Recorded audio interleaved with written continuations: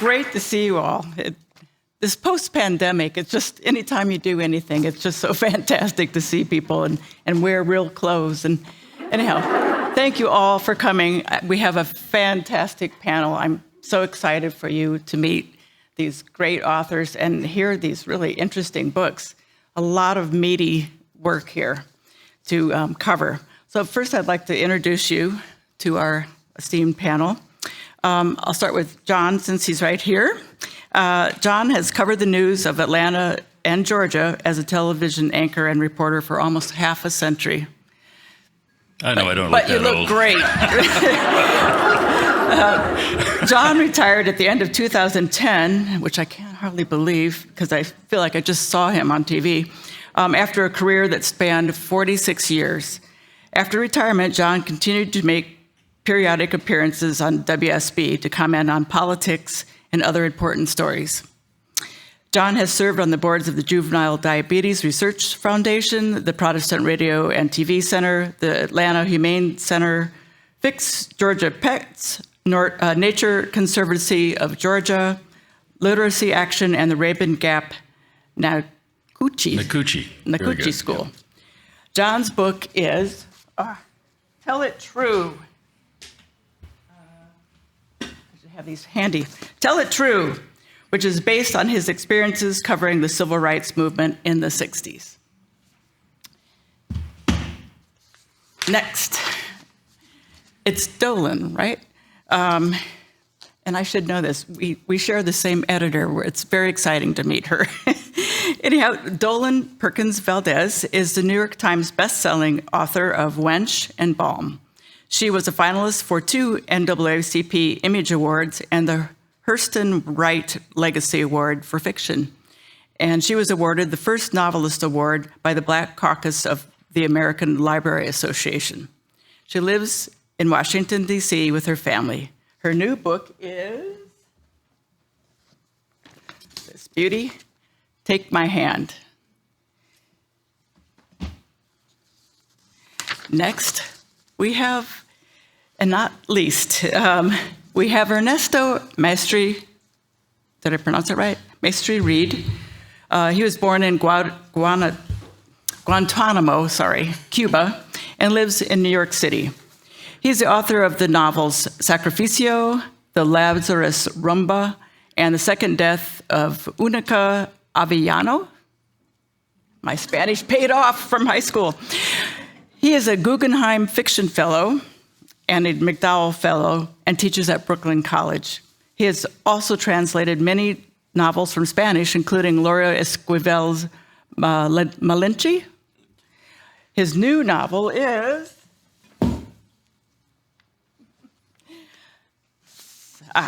Sacrificio. All right. So these novels, they're meaty, and I want you to introduce us all to your subject. So if each of you would take just a few minutes to tell us about your book so we can deconstruct from there. John, if you'd like to start. Well, first of all, I'd just like to say what a real honor it is to be at the Decatur Book Festival and to be part of this panel of esteemed novelists. My colleagues on stage have written novels, they've published novels, they're established, and here I'm the oldest rookie debut novelist in the world. But I think I've been writing this novel, Tell It True, for 60 years. I think the first inkling that I really wanted to write the story of civil rights in the South was my first week on the job at WSB. It was the week the Civil Rights Act of 1964 was signed into law by President Johnson, the Public Accommodations Act, allowing African Americans. They could not be refused service at public accommodations, restaurants, hotels, and the like. It seems bizarre to think that that was the case back then, but it was. I was a college graduate, grew up in a relatively cloistered middle-class environment, went to a good school, but it was basically all white. I think we had one Congolese exchange student. This was the 1960s. And I was hired as a gopher, basically, not as a reporter or a cameraman. I knew nothing about journalism, but the price was right, $1.25 an hour. I was willing to take whatever they would give me, and it was part-time work. And July 4th of 1964, I was asked to accompany a very experienced reporter cameraman to cover a rally of segregationists in South Atlanta. It was at a football stadium, high school football stadium. And I was basically there to carry equipment. The speakers were roiling the crowd, and there was a big crowd. And they were so upset that the Civil Rights Act was law. It was a defiant crowd. And into that stadium walked 4 young African-American men, students, I believe, and the crowd just went wild, and then some thugs in that crowd began beating these kids unmercifully. And my experienced veteran cameraman reporter who I was carrying equipment for said, "John, I've got to stay with my camera. Here's a Bell & Howell. It's a silent camera. Look through the eyepiece, press the button, see what you can do," and push me toward the melee. And miraculously, I was able to get some film of this. And that night, it went coast to coast on the NBC network news. And at the end of that day, I was appalled by what I had seen. I thought these 4 young men were going to be beaten to death. As it turned out, police came and they were removed with some injuries, but not serious. I was appalled by that, but I was also exhilarated by the fact that by being there and having a camera, I could record that scene of total hatred and violence and share it with an audience of millions. And it was scenes such as those that reached television screens around the country during that period that helped change the South, change the world. It advanced the civil rights movement in unspeakably fast ways because consciences were pricked by what they saw. People were stunned. Congress reacted and things happened. So I've always wanted to write the story of the media influence on the movement, the figures that were involved, the racists, the segregationists, the civil rights leaders, the more aggressive civil rights leaders, the law enforcement people who had clashes with each other, the politicians of the age, some racist, some pretending to be racist, but not really racist because they had a bigger game plan in mind down the road. It was just this panoply of characters that I really wanted to bring to life, and that's why I wrote Tell It True. It was a labor of love. I actually began the book 20 years ago, maybe 25, and set it aside a number of times. And finally, when I retired, began to really work on it, to really create the characters, to make them come to life, which anyone who writes fiction knows characters do come to life. They do things you don't always think they're going to do. But if you create the full character, they will take on a life of their own. And it turned out to be, I thought, a compelling story covering a number of characters and episodes, just to give you an idea of the characters, because the characters always tell the story, right? But you have the rural Georgia sheriff who runs his county like a fiefdom. They're the most powerful political figures in most rural counties in Georgia in the South, who is very upset that, well, I should go back and tell you something else before I get into the characters. It's historical fiction. But there was something else that happened in that first period after the Civil Rights Act was passed. A serviceman, an African-American serviceman named Lemuel Penn, driving back from his reserve training duty at Fort Benning to his home in Washington, D.C., was murdered by Klansmen just north of Athens, Georgia. I used that actual historical event as sort of a launching pad for my narrative. I needed something to supply the gravitational pull to bring in these various characters of which I was beginning to tell you. The sheriff, who bristles at law enforcement coming in from outside and telling him how to run his operation. The civil rights leader, the established local reverend who's running a group of civil rights leaders and putting pressure on the white community for incremental change, believer in nonviolence, suddenly faced with a challenge from a Morehouse student who thinks the nonviolent movement has run its course. It's time to think more like Malcolm X, by any means necessary. That's a conflict. The political candidates, one who's an avowed and outspoken racist, another who is more moderate but has to run a campaign so that people won't think he's a moderate. And then you have the Atlanta businessman named Devereaux Inman, the shadowy figure who's behind the scenes trying to pull the strings, the puppeteer trying to engineer events so that Atlanta will be a city that will have a promising future, will be seen as a progressive city, a new South city. Because the lesson of Birmingham, and I hope there are no folks from Birmingham here, but when you think of Birmingham today, you still think of fire hoses in the streets, police dogs, the horrible way that civil rights protest was handled there. They didn't want that to happen in Atlanta. So this comes into play. There are many characters. I'm not sure. I'm probably up at the limit of my introduction. But Tell It True brings all of this to bear and tells a story of civil rights, of a murder, of justice deferred in some cases, and the story of Atlanta and how it came to be the city it is today.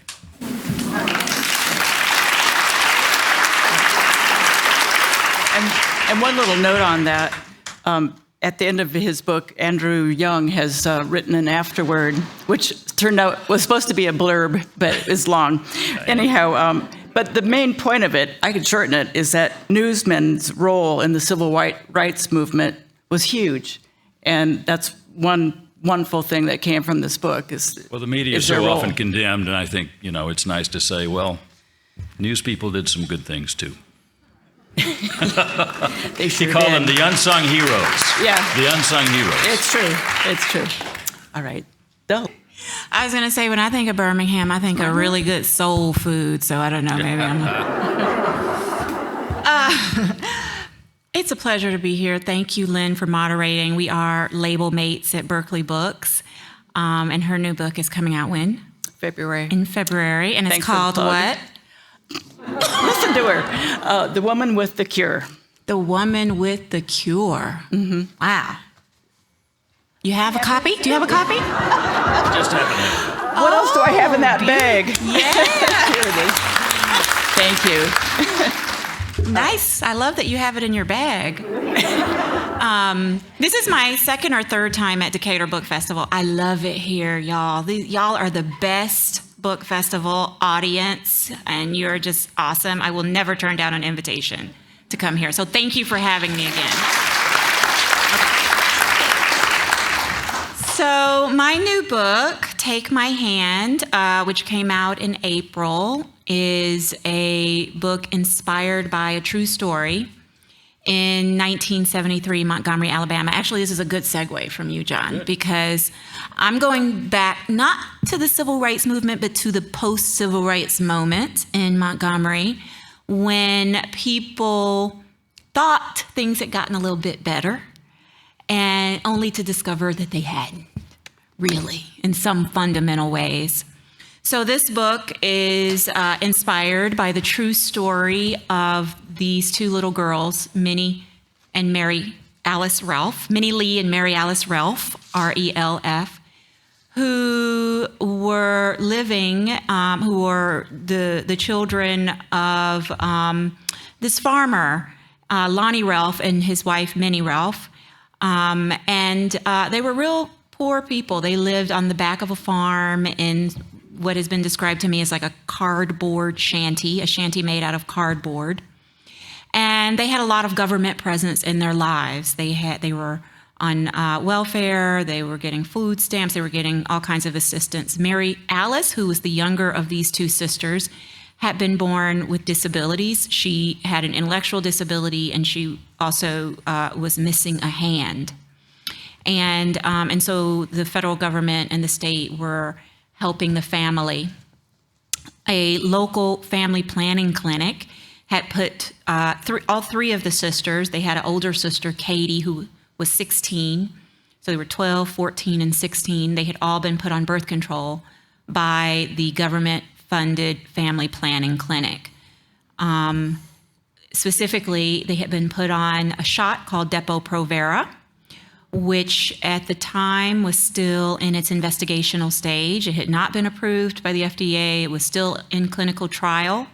Actually, the largest Depo-Provera clinical trial was right here in Georgia between 1967 and 1977, maybe? I can't remember the last year, 1978.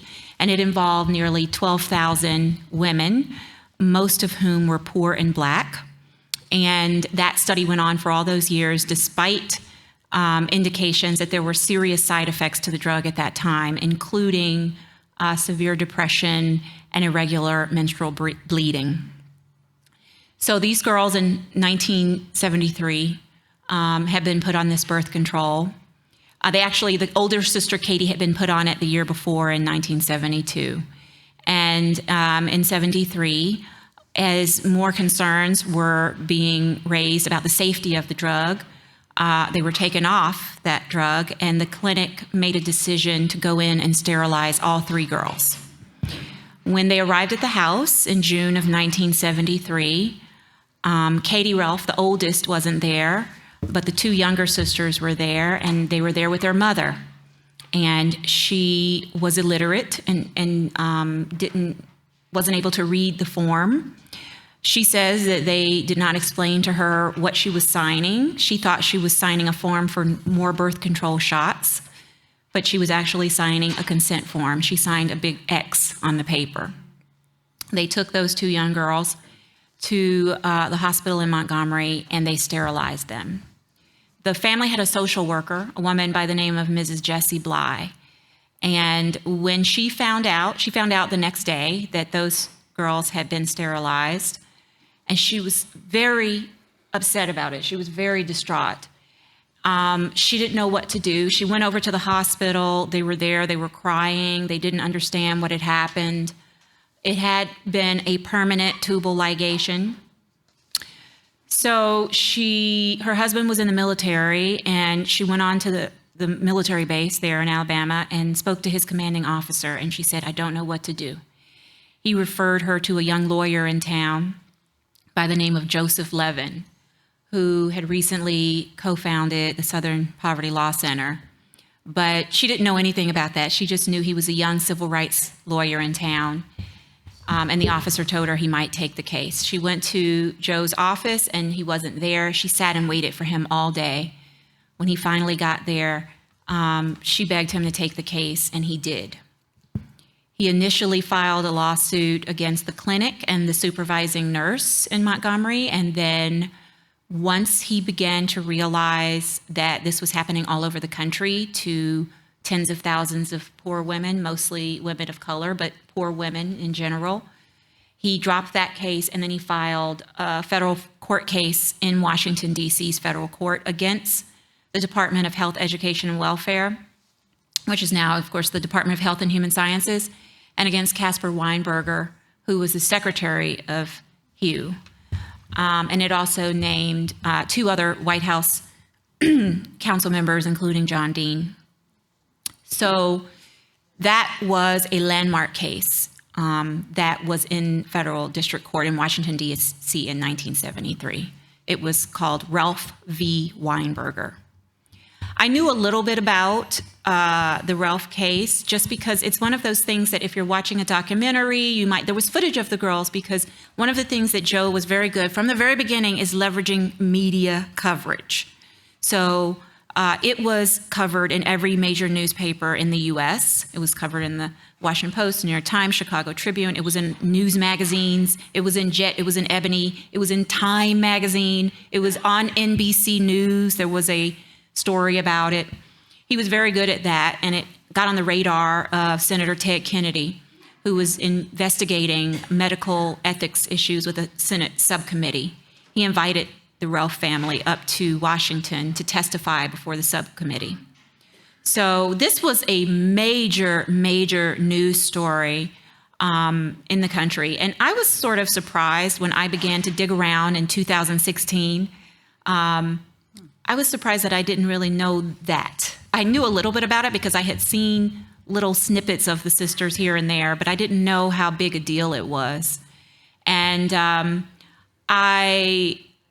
I went to my dad, who graduated from Tuskegee in Tuskegee, Alabama, in the late 60s.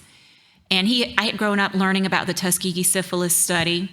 which had been discovered by an Associated Press reporter who broke the story in the summer of 1972, which effectively ended it after 4 decades. They were talking about the power of a journalist after 4 decades of a really horrendous study. And so my dad had told me about that, but he had never told me about the Relf sisters. And when I went to him and I asked him, I said, Daddy, what is this, Relf case about? You never told me about this. And he said, what? He had never heard of it. And I was surprised about that because, my dad kind of thought of himself as a person that knew a lot of history, and it made me think, well, this is a story that's been swept under the rug, And so I began to think, maybe there's a book there, because you never know if something is a book when you first start, right? You're just being nosy and, discovering. And I went down to Montgomery, and Joe is still alive. He's now almost 80, but at the time I went in 2017, was in his late 70s, still alive, still sharp as a tack, remembered everything. He argued this case when he was 30 years old. And he remembered everything. And he brought the case files out of storage. They had been in storage for over 45 years. And he and I sat and talked. And I was like, he is a real resource for this story because he remembered everything. And then after I had been there 2 or 3 days, he says to me, have you talked to Jesse? And I said, Jesse Bly is still alive? He said, yes. And I said, do you have her phone number? And he said, no, I don't. But of course, then, my mom says I can find anybody on Google. So just know, and there's no privacy. I'll find you. And I found her phone number, and I called her and I introduced myself and I asked her if I could take her to dinner. And so I told Joe, I said, I'm going to dinner. It was my last night in Montgomery. I'm going to dinner with Jesse tonight, Mrs. Bly. And he said, you tell her I said hello. You tell her we did something special back then. And I thought, wow, and so then I got there and I picked her up and I said, well, where do you want to go to dinner? Because I had funding for my university. I'll take you anywhere in Montgomery. And she said, I want to go to Red Lobster. And I said, okay. And she had a church member with her to escort her in case I tried some funny business. And we get out to the driveway and I said, do you want me to drive? And they both said, oh, yes, honey, you're driving. They were so excited to have somebody drive them. And it was far. It was like a 30-minute drive from her house to get to Red Lobster. And I was like, I haven't had those cheddar biscuits in a long time. It was good. So we got to Red Lobster. Y'all know about those cheddar biscuits? Yeah. So we got to Red Lobster. She told me everything. I took lots and lots of notes. She also remembered everything, y'all. Just a treasure. And she was still in touch with the Relf sisters. She was just a great resource. And at the end, she says, you tell Joe I said hi. We did something back then. And it was like, I had forgotten to deliver his message to her, but she delivered they hadn't talked in years. And so when I came back to DC, I knew I had a book that I had to write, and I knew I had something special. And so this is a fictionalized account because there were some things I needed to change, which we could talk about when we talk about how we weave fact into fiction. But I knew there were some things that I needed to change to capture what I was trying to capture, which was this moment in which the federal government was not respecting women's bodies at all and was coercing these vulnerable women into these permanent ligations, a lot of whom, y'all, sit among us today. The Relf sisters are still alive, and they're only in their 60s. So I just wanted to share that. John Dean was involved too, because now he parades around as Mr. Good Guy. Well, I don't know that he even was directly involved, but my understanding was that the allegation was that the White House had not, there were pamphlets that were supposed to be issued as guidance to the clinics, and those pamphlets had not been approved by the White House to be released. So my understanding is that the allegation was that the White House didn't want this kerfuffle going on with, they were trying to sort of suppress the story. But I don't know how much John Dean was personally involved. I don't even know how much Casper Weinberger was personally involved. But, if something happens at your agency, then the head person is responsible. Great. We'll be coming back to that.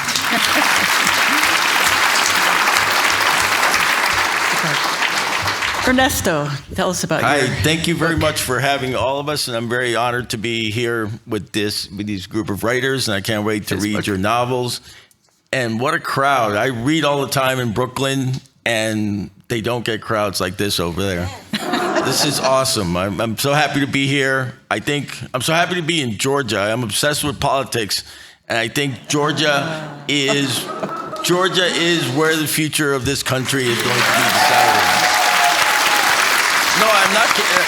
And I think you all know that, and you're all probably very involved. But I think there's no place like Georgia now, and this is definitely where the future of the country is going to be decided in the next few years, probably.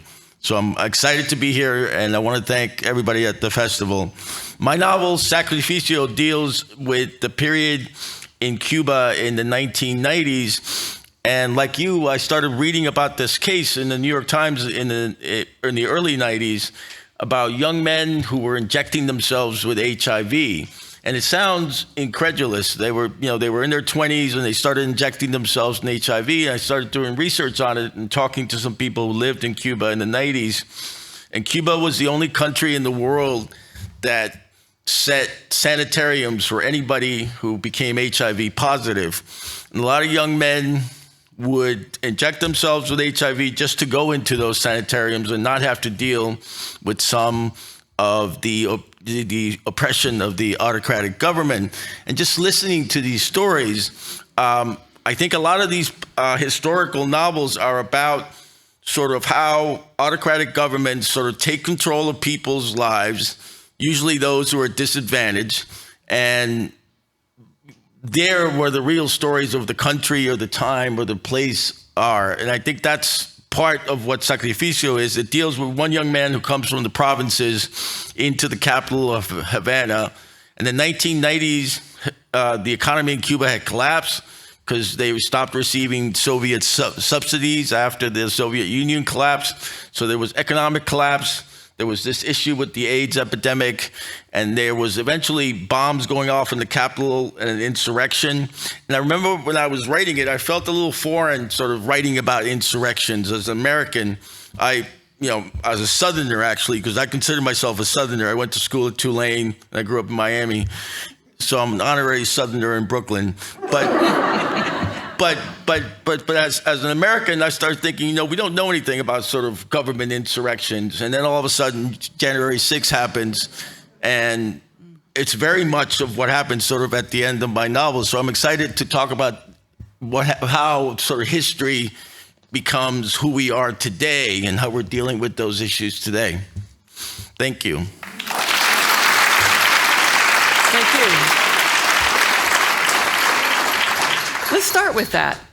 I mean, that's really the huge thing we're going to go back to, and I want to know about process and all, but that is a big overarching thing of your books. And I want to kick off your thoughts on that?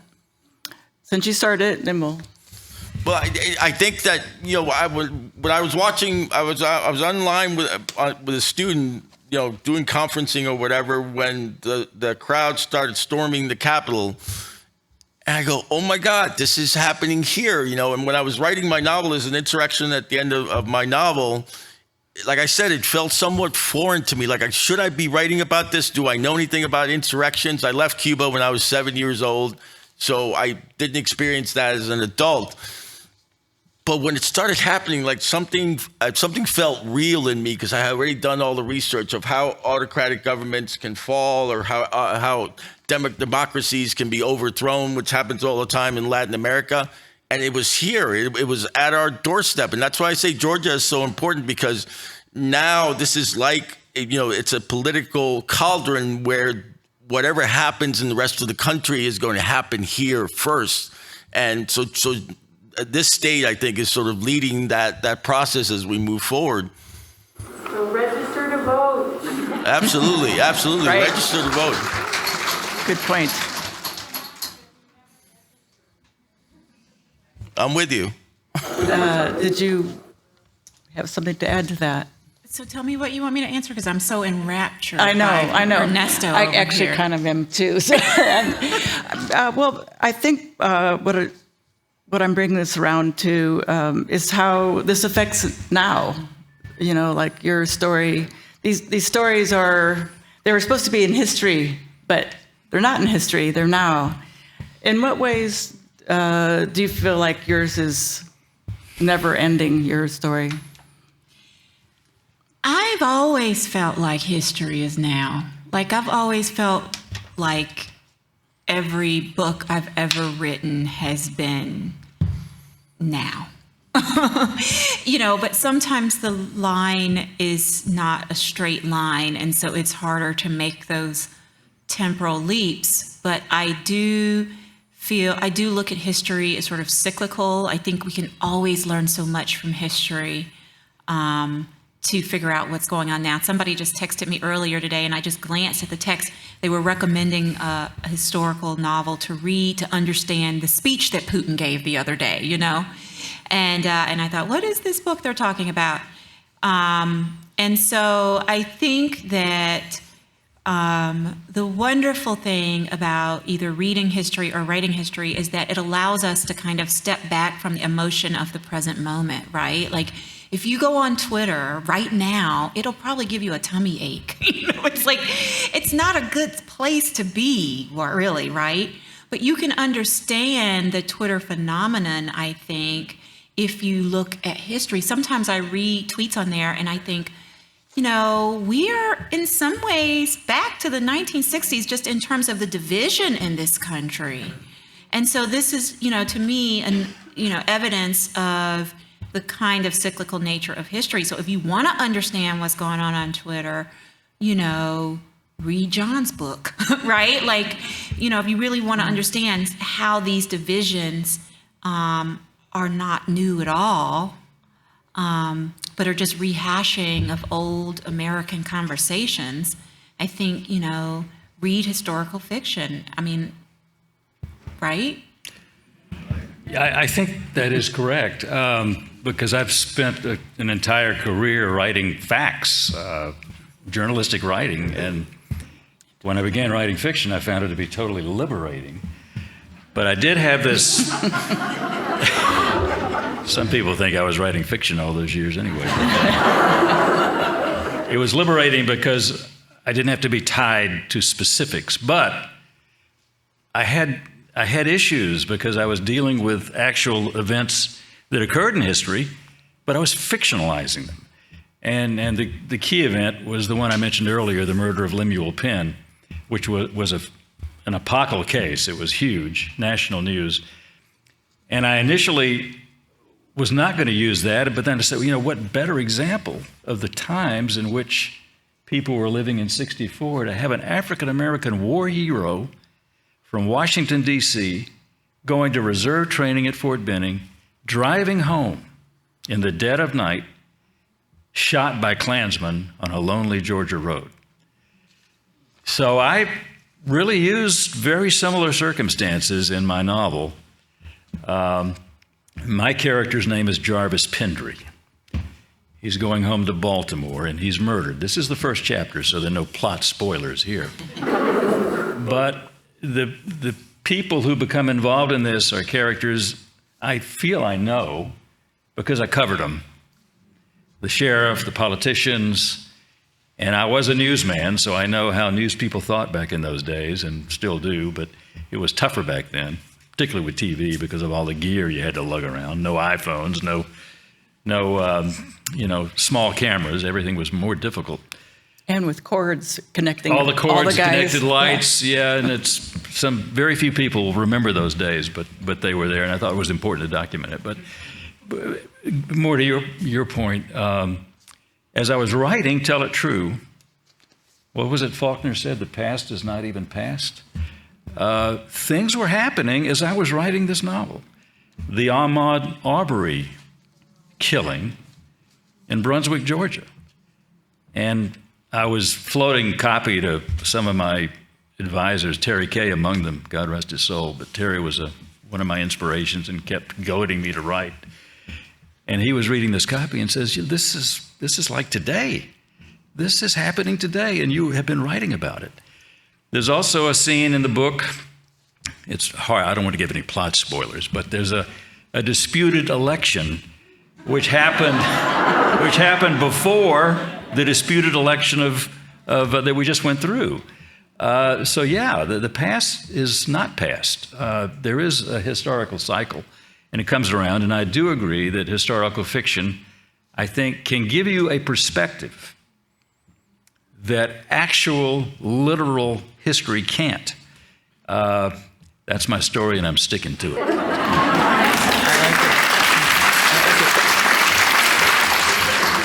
Actually, this isn't my questions, it's just me musing aloud, is why does it seem lately that we are thrown back into the past? I mean, it used to be sort of, well, those problems are behind us. Like you're talking about insurrection. You're like, who would ever think that we'd have an insurrection? I don't know what it is. I'm just putting this out here. I don't know why time is speeding up, taking us back so quickly. I don't know. Maybe you all have some ideas about that. We're going to talk about writing, but... No, but I think Faulkner is a perfect example of that. He was a very, very imperfect man who, when he sat down to write about the history of the South, was completely honest and brutally unflinching as a white Southerner. Mm-hmm. He is, as a writer, he is my hero, but I read some of his letters and some of the things he said when he was not a writer, and I flinch, but as a writer, that's what you have to do. You have to sort of look at history with a brutal eye and be truthful. And I think he did that. And for that reason, he's still so respected today. And perhaps, I think, the greatest American writer because of the way he dealt with the history of the South, which is, in some ways, the history of America. One thing, if I may just add, I made a lot of speeches when I was somebody people recognize, 12 years after retirement. I'm not sure that's the case anymore, but a lot of high school kids. You look very good for such an esteemed career. But I talked to a lot of high school kids and middle school kids, and we would talk about civil rights because I realized they had no conception of what life was like in the South under segregation. They could not understand it. They could not relate to it, which is another reason I wrote the book. But I don't want you to think that Tell It True is a totally negative, deep, and dark exploration of the way times were. It does point out the way times were.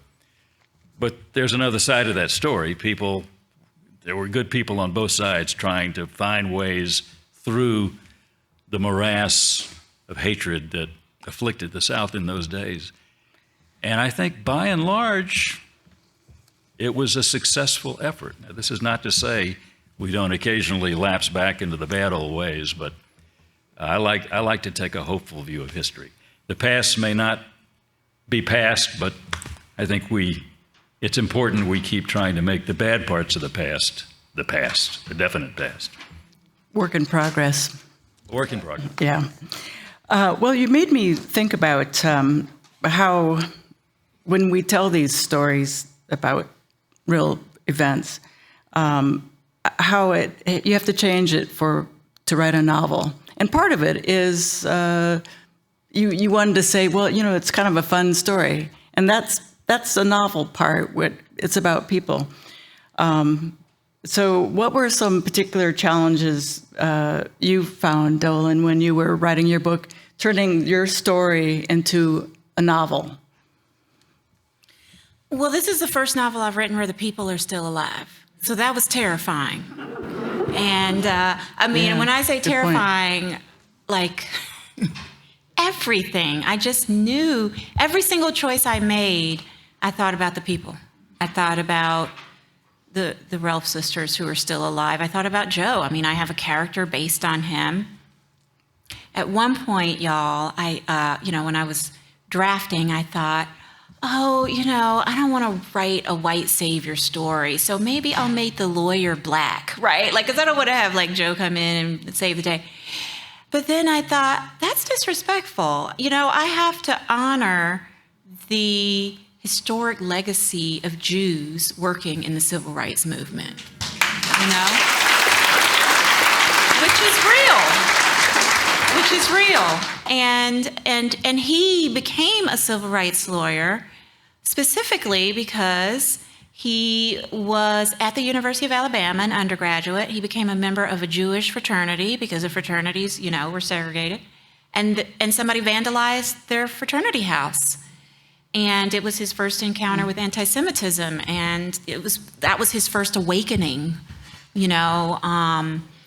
as a white Jewish man. So I couldn't dishonor that, And so I was very, very careful. So to me, the hardest thing is just that people were still alive. And I was just being very, very careful. And even with all of that, when you submit a book where the people are still alive, you get vetted by the lawyers, and you have these very scary sounding lawyers from Penguin Random House calling you. Oh. And they're like, okay, we want to know about page 35 where such and such happens. And, and they really go over it with a fine tooth comb because nobody wants to be sued. So have they read it? They read it. The lawyers read it.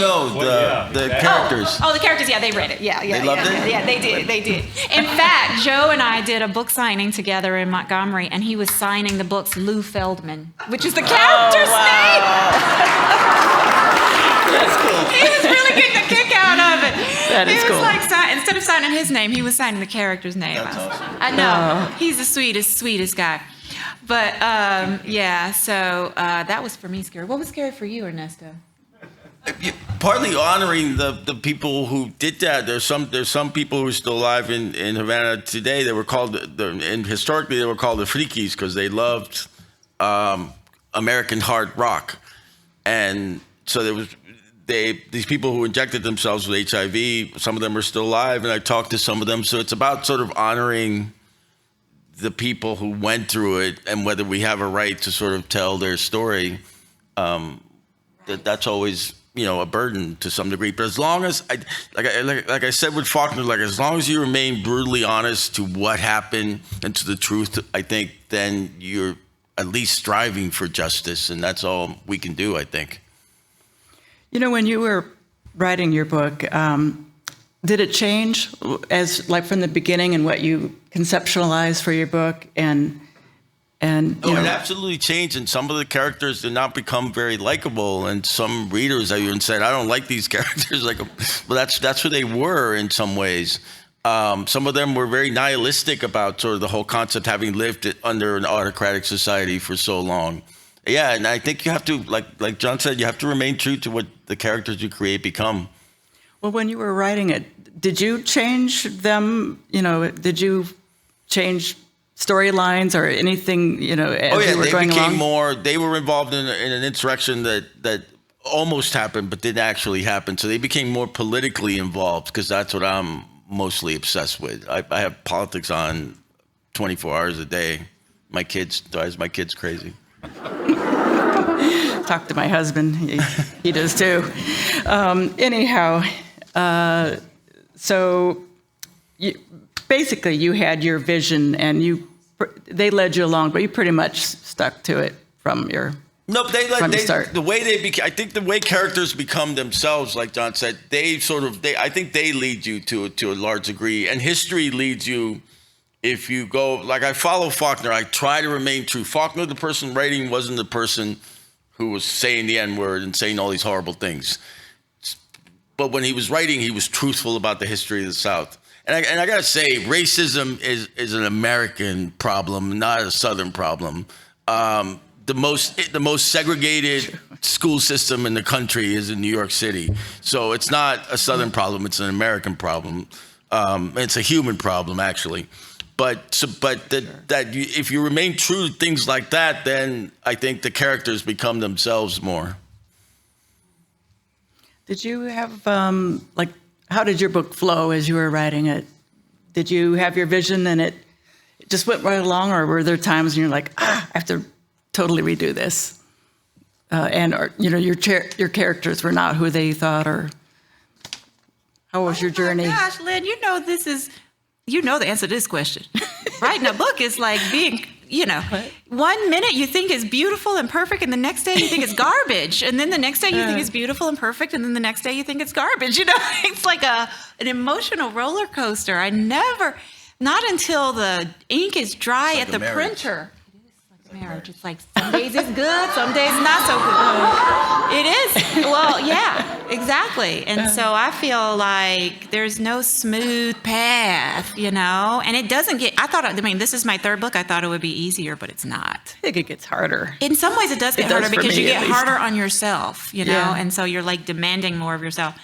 But I think the writing process, you know, it has these emotional highs and lows, but when you're because of that, when you're finally done, it's such a good feeling. And I know there's writers here in the audience, but once it's done, whether you get it published or not, just to have accomplished it, just to write the end at the end, you know, it's just a beautiful feeling that I wouldn't trade for anything in the world. You know, I sometimes say, you know, the few little good things I've done in this world is to write those two words, the end, you know. Someone told me that writers never finish a novel.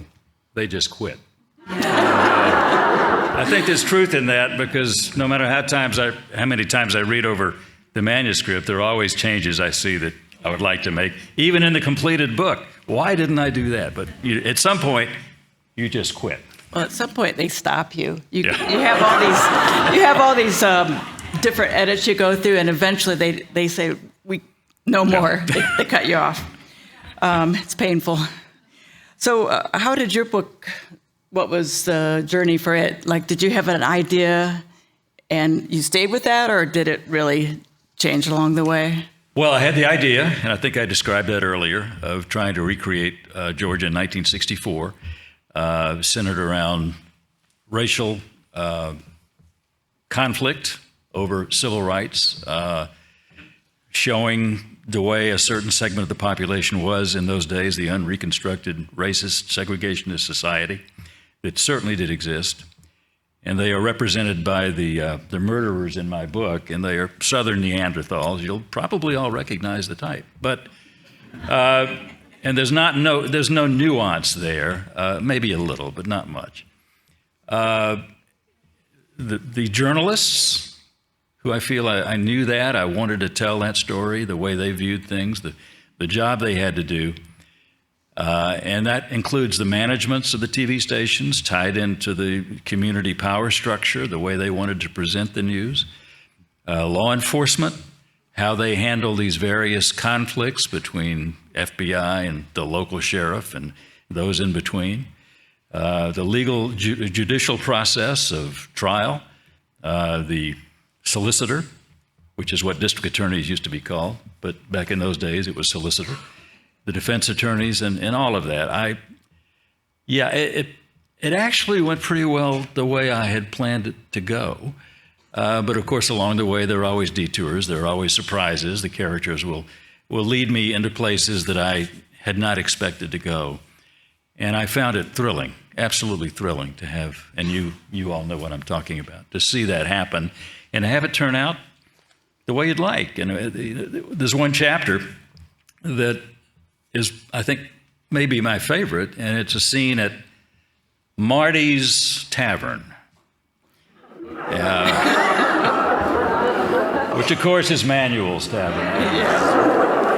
And I use Marty because it's a fictional book, and I felt if I used too many real names, people would think, oh, this is not fictional, so it's Marty's Tavern. But it's a conversation, to your point, between some northern news people who are in town to cover this murder and the local news people who are born and bred in the South, and the discussion they have about racism and how the South is viewed by Northerners, which is stereotypical. You know, all Southerners are racists, illiterate. They can't construct an accurate sentence.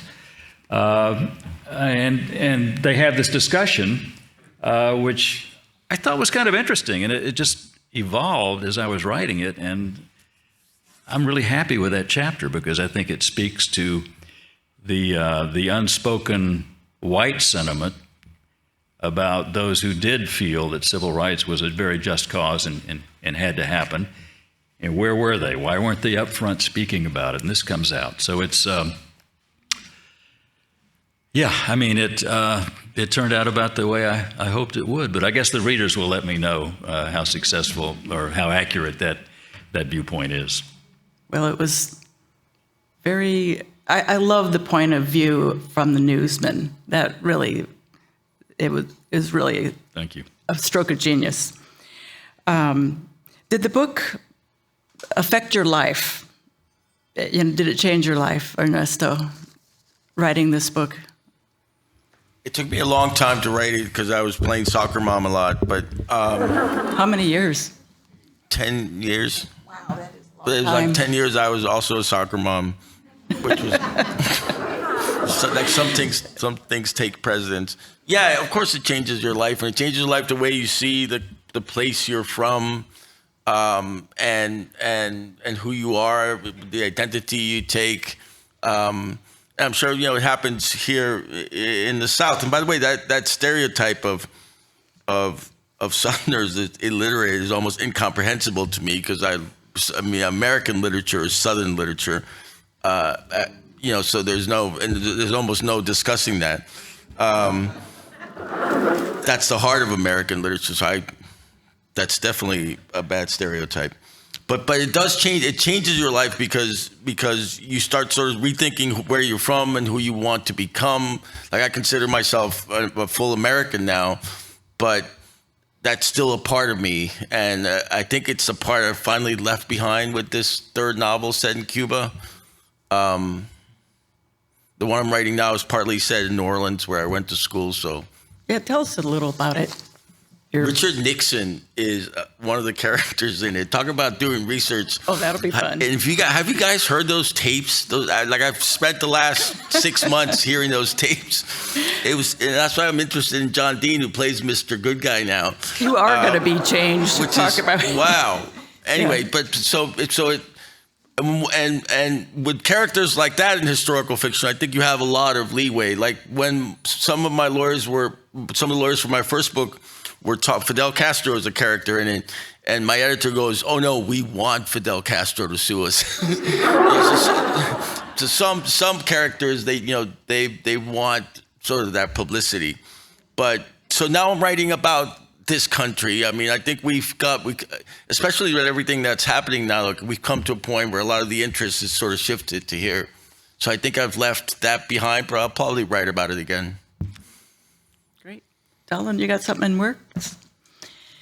Nothing in the works, but I'll answer the question about the book changing my life. Good.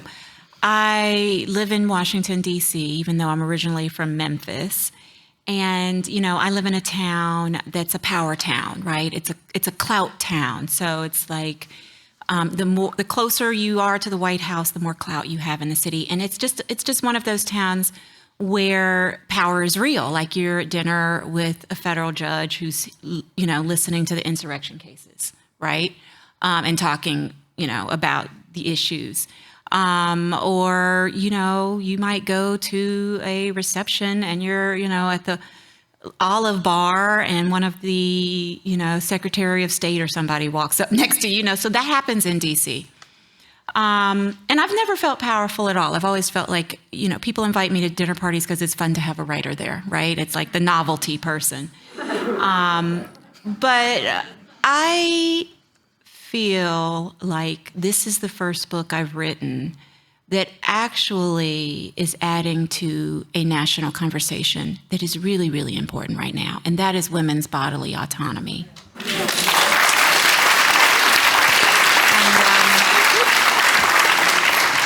So this book came out in April. It came out 2 months before Roe v. Wade was overturned, and all summer, I've been talking to readers. I've been talking to book clubs. And this summer, I've probably talked to maybe 30, 40 book clubs all over the country.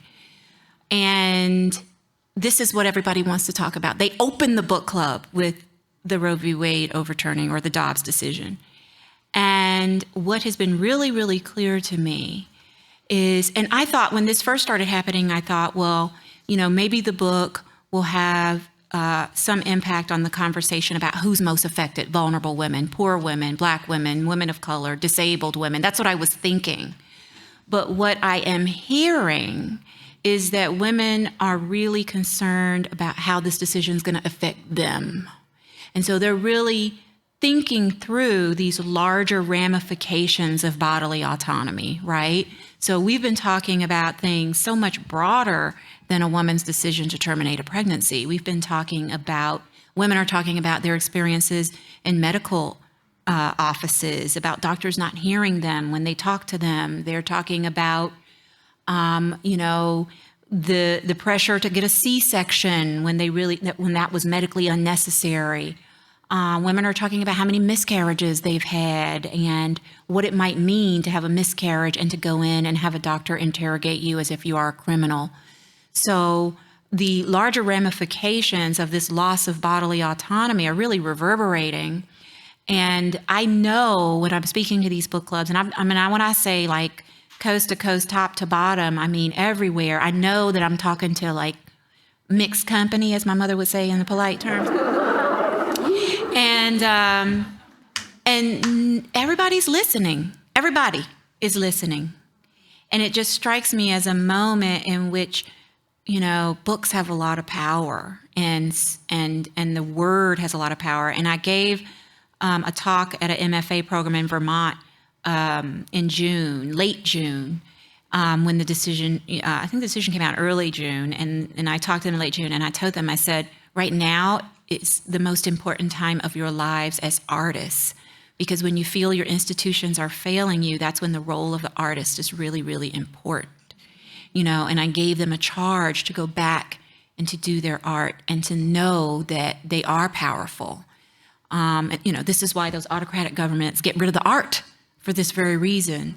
So the thing that has really been surprising to me and really just something I've learned through this book is the power of the written word. And I just, want to urge everybody to read more about this issue, to, educate yourselves and to know just really how important, because sometimes when I talk to groups and I talk about some of these larger ramifications, because I live in the bubble of DC and I'm talking to people who are like privacy experts who are talking about the ramifications in ways that are really detailed.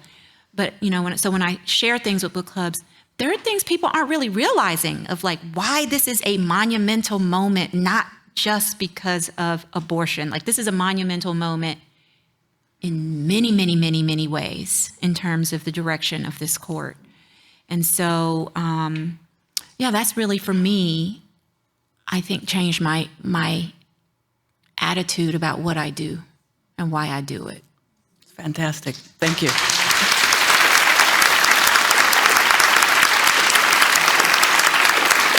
Thank you.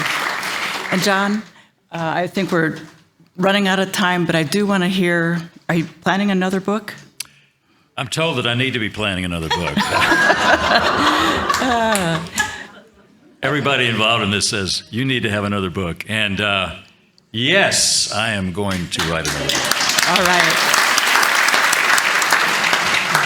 The End of Tell It True suggests a possible sequel. Oh, nice. So we shall see. Mindy, my Associated Press young woman who's tough as nails and likes to quote poetry for every occasion, no matter how dire. And Gil, the cameraman reporter, who is intrepid and courageous. And you think there's a relationship there, but let's put it this way. There's more to be learned about this. So that may be the direction I go. We'll see. Great. Thank you. Thank you. Well, we could go on. You have opened some really interesting topics and important thoughts, but we are out of time, so I want to thank you all for sharing your worlds with us. And thank you for coming.